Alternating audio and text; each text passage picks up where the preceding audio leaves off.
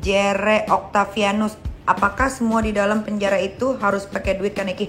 Mandi handuknya nggak bareng-bareng sama yang lain kan Nyai? Iya, Ayu Wisi Triani. Lu pikir? Dari hujan deras ada yang rese atau mau nunjukin gitu nggak? Mana berani orang sama gua, orang udah tahu di luar sana gua tukang ribut. Kak, jadi ketua penjara nggak?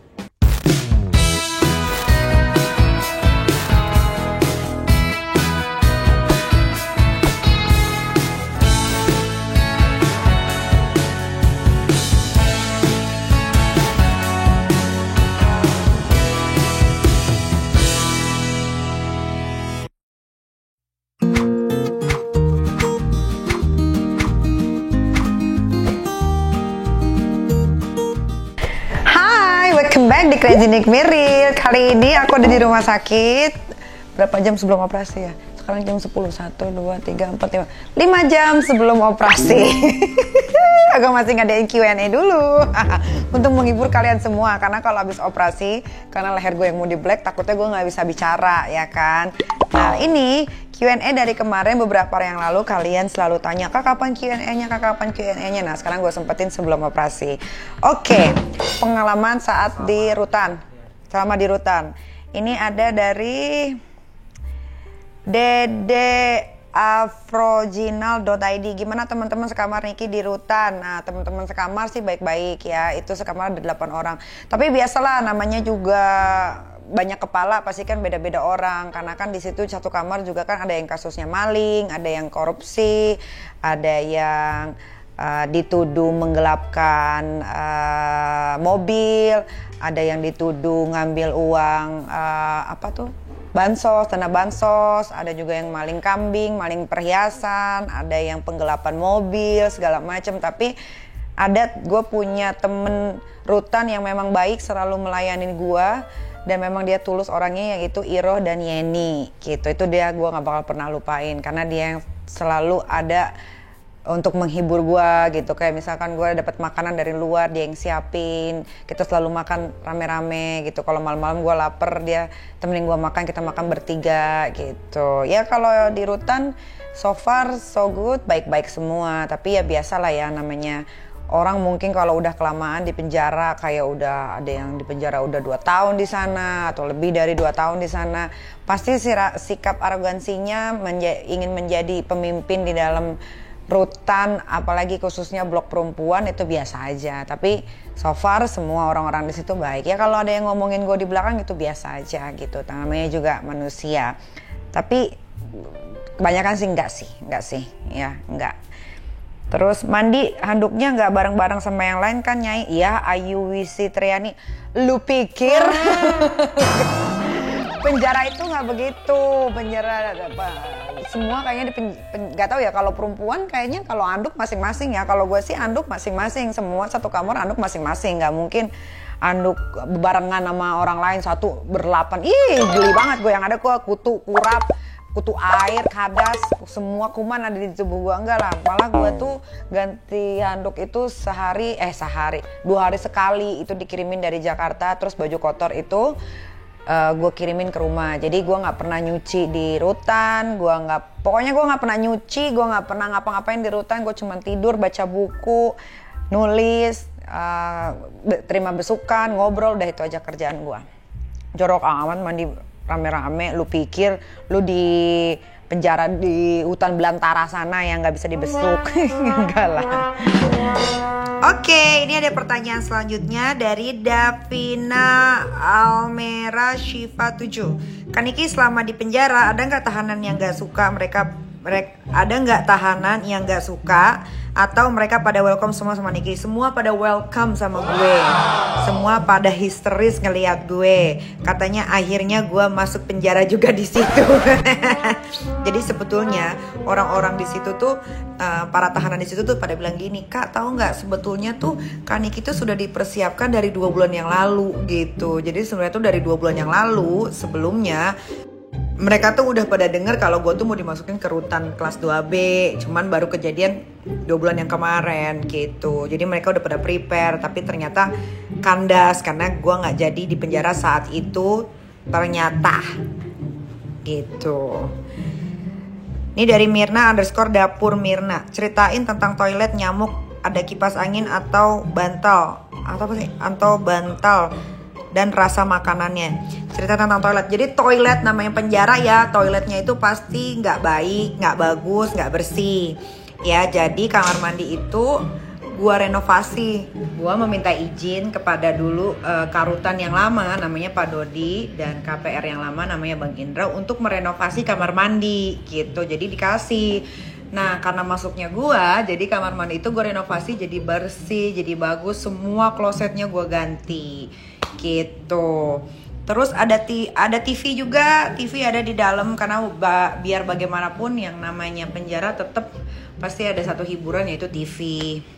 Di situ juga di rutan kelas 2B juga setiap hari itu ada kegiatan, ada main volley, bulu tangkis, merajut, ngaji, ada yang sekolah lagi kejar paket A, B, C kayak gitu. Terus setiap hari itu jam 5 pasti ada nyanyi ngeband gitu di depan WS. Namanya WS kalau tempat cewek gitu, yang ada kayak lapangan buat main bulu tangkisnya. Jadi pada nyanyi pakai gitar kayak gitu.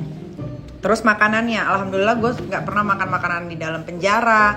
Jadi gue itu selalu dikirimin makanan dari istrinya ketua PP Pak Johan, itu Teteh Tania, itu baik sekali, tiap hari gue dikirimin makanan.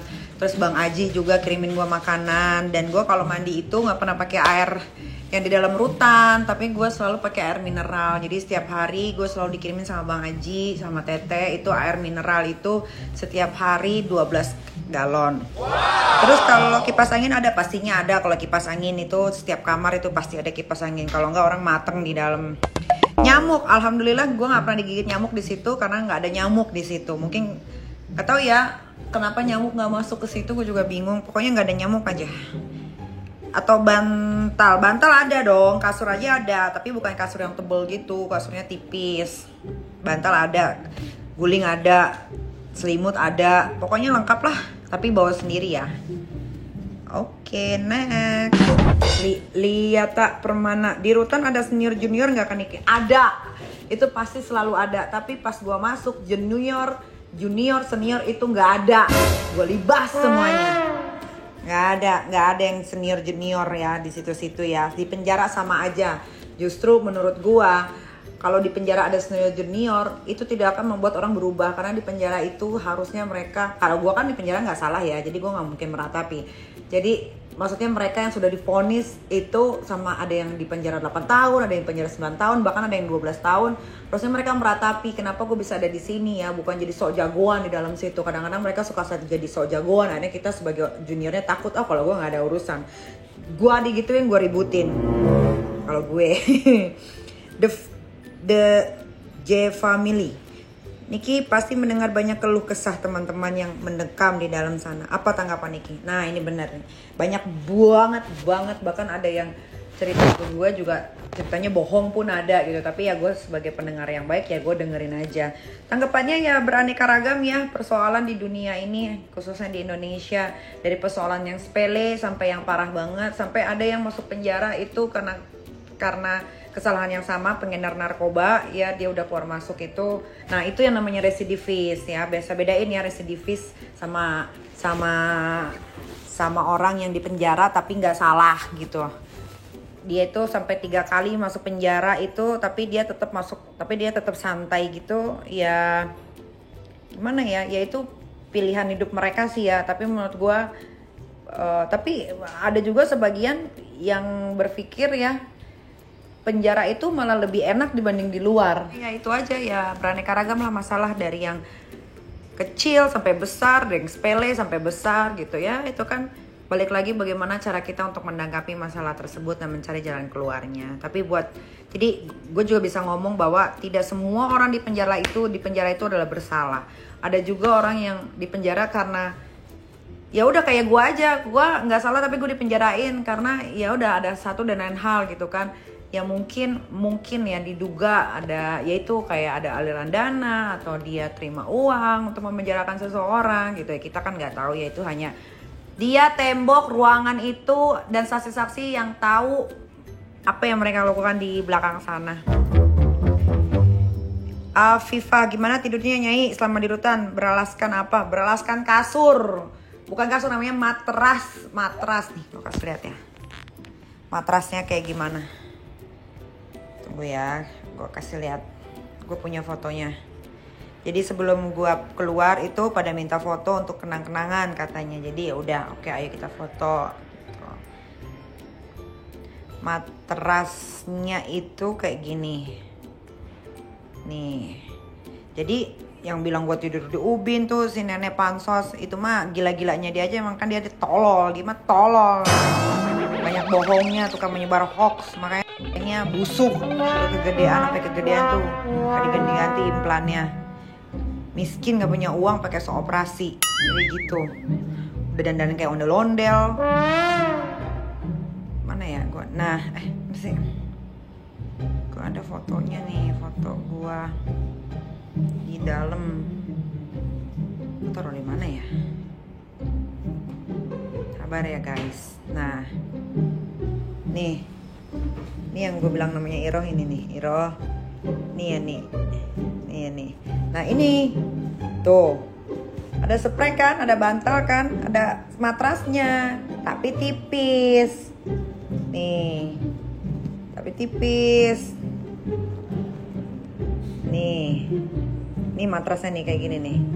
Tuh, lihat nggak? Yang ada kaki. Tuh matras tuh kayak gini. Jadi gue nggak tidur di ubin. Pengen banget gue tidur di ubin. Emang gue di penjara di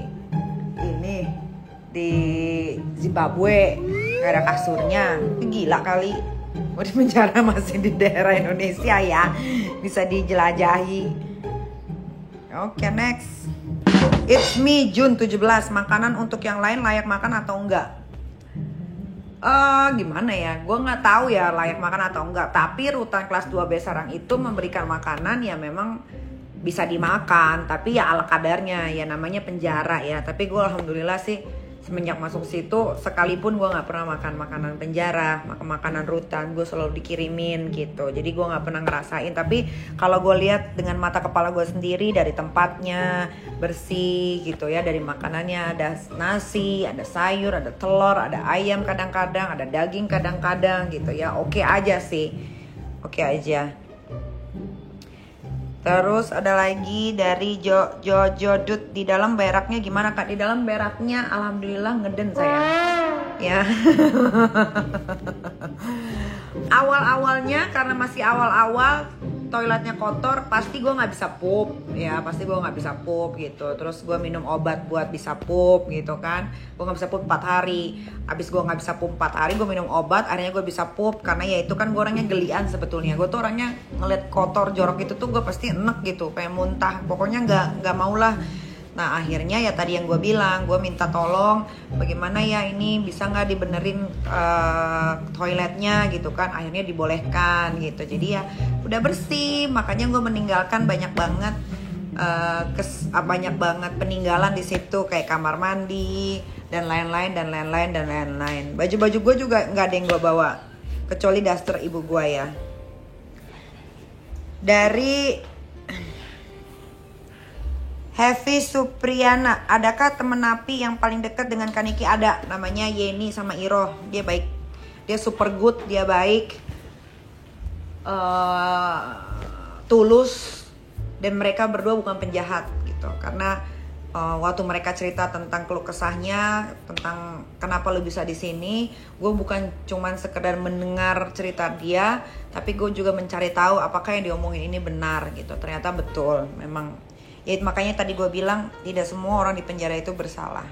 Kadang-kadang orang kecil tuh gampang banget dibego-begoin atau gampang banget dijeblosin ke penjara. Ya itulah makanya kita tuh harus punya ilmu tentang hukum ya, supaya kita nggak bego-bego banget tentang hukum dan jangan mau ditakut-takutin pasal sama oknum-oknum dari kepolisian gitu. Dan juga bapak-bapak dari oknum-oknum dari kejaksaan, terutama Serang Kota. Ada lagi dari Jere Octavianus, apakah semua di dalam penjara itu harus pakai duit Kaneki? Harus. Harus. Ya, tapi itu tergantung ya. Itu kan kewenangan masing-masing ya, karena kamar aja kita patungan, kayak buat apa ya, kayak patungan kamar itu apa ya namanya, iuran, ada iuran kamar. Iuran kamar itu digunakan untuk membeli sabun cuci piring gitu kan, pokoknya untuk keperluan kamar lah ya. Terus ada juga iuran kayak benerin toren, terus iuran untuk ini, untuk itu, ya pasti pakai duit. Jadi gue bilang ada. Di penjara ngapain aja kalau bosen? Kalau bosen di penjara itu, memang sih ya, penjara itu sebetulnya di situ baik juga, karena gue dikasih banyak waktu, kesempatan untuk berpikir, untuk menelaah, untuk mencari tahu, untuk belajar tentang masalah yang sedang gue hadapi. Tapi ada kalanya jenuhnya itu gue kok di sini terus ya, gue pengen ketemu anak gue gitu kan. Tapi kalau ketemu anak gue, ntar anak gue ngomong apa, kok ibunya nggak pulang-pulang di sini terus gitu.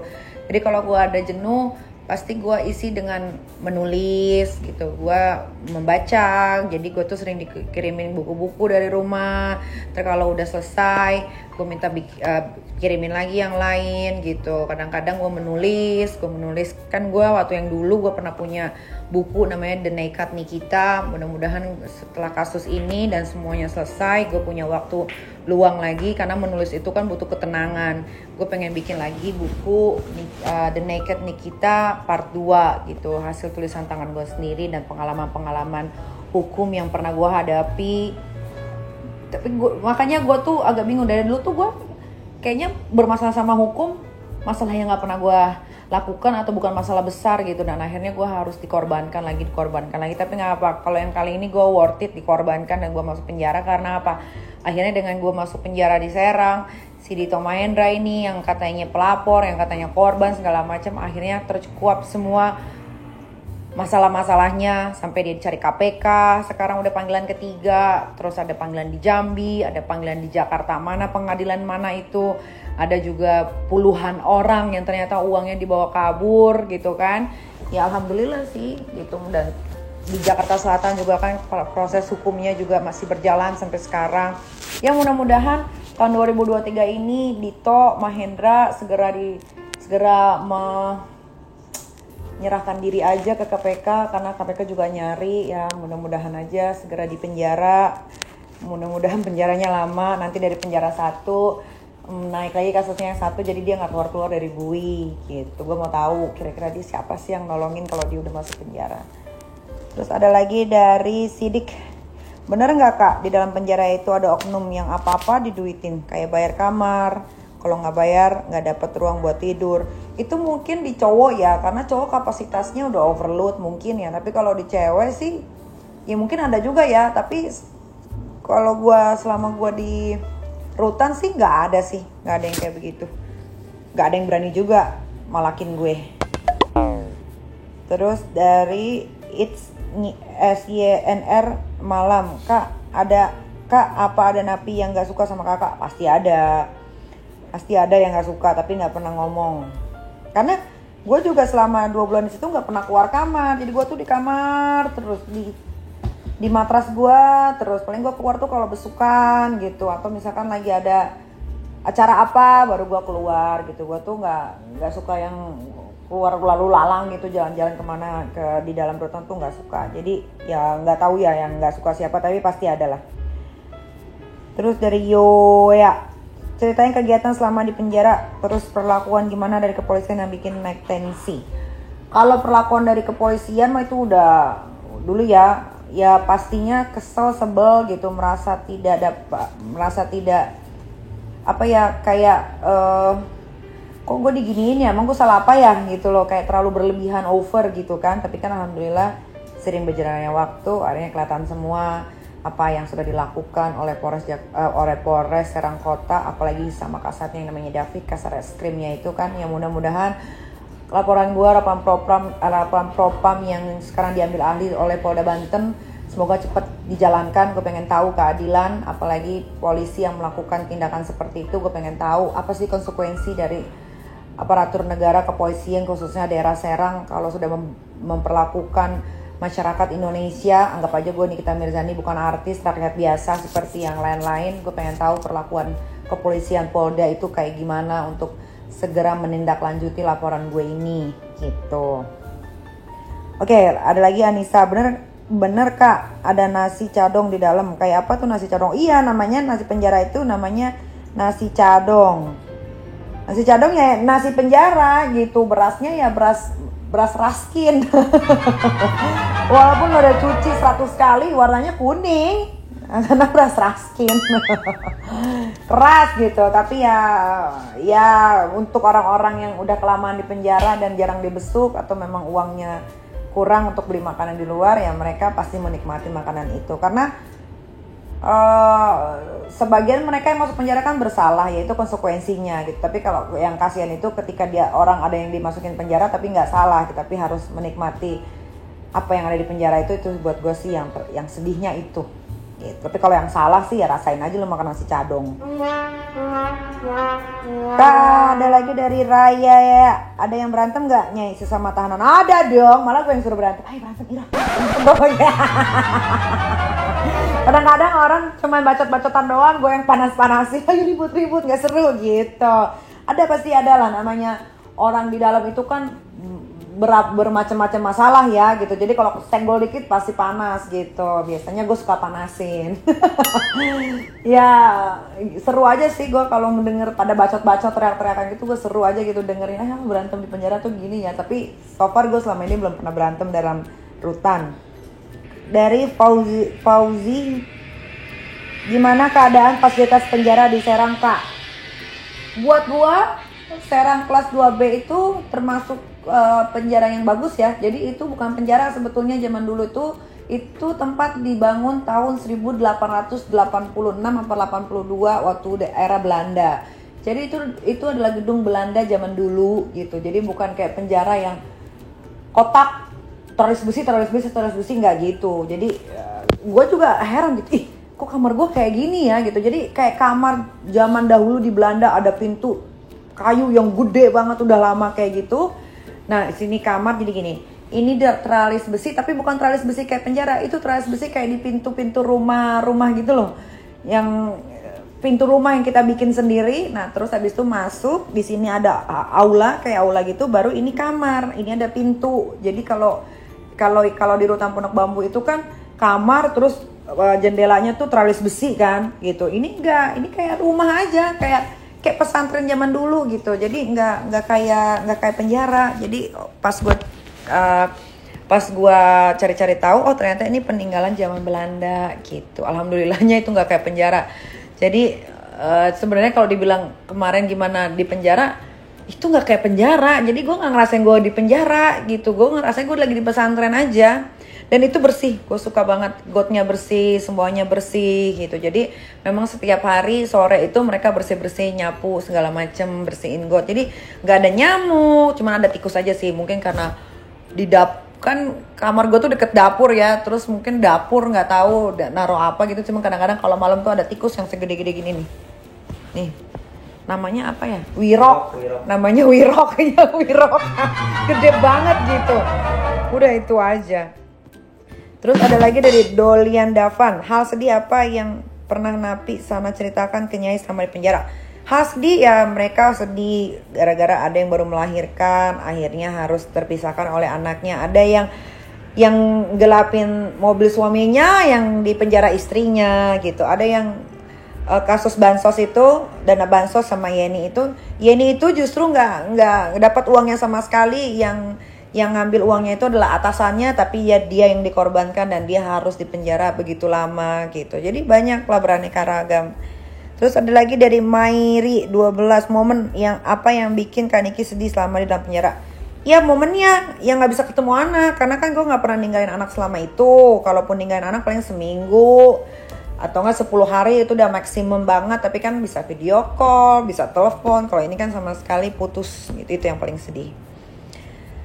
Dari Hujan Deras, ada yang rese atau mau nunjukin gitu nggak? Mana berani orang sama gua. Orang udah tahu di luar sana gua tukang ribut, di dalam semua gua yang jadi ketuanya. Nggak ada yang berani nyenggol gua.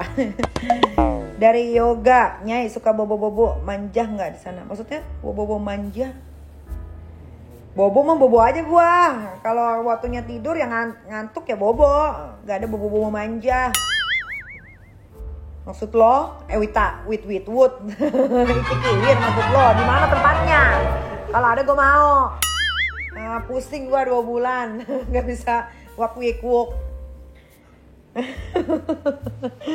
Masih sempet aja mikirin ngewong ya. Di penjara gue bingung, gue gak ada nafsu-nafsunya lo waktu di penjara itu. Gak ada gue, walaupun gue dibisukin sama pacar gue gitu ya. Gak ada gitu terbesit pikiran jorok mau itu di situ gak ada.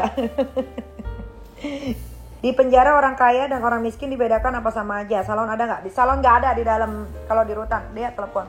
Di rutan salon nggak ada, tapi di rutan Serang nggak ada.